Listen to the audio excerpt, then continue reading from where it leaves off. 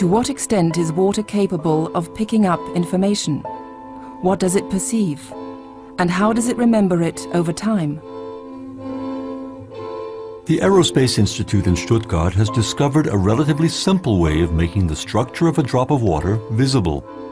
The researchers have had their efforts rewarded by insights into a very beautiful world. Each drop has a face of its own, unmistakable and unique. Why are the individual drops so different from one another?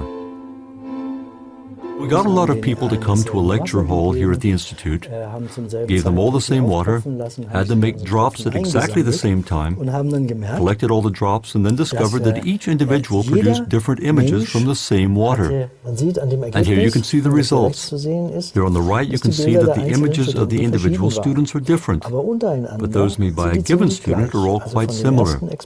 This is the work of the first experimenter, this one here from the second, this from the third, and this from the fourth.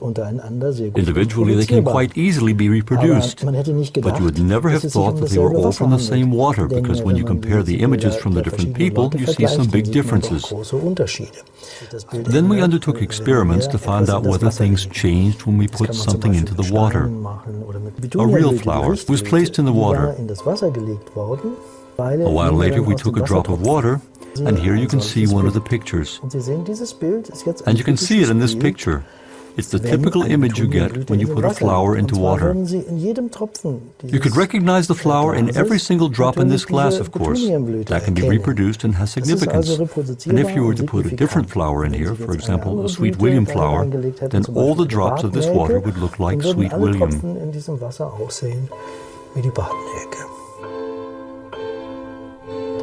The statement that water has a memory practically changes our whole way of looking at the world, of course.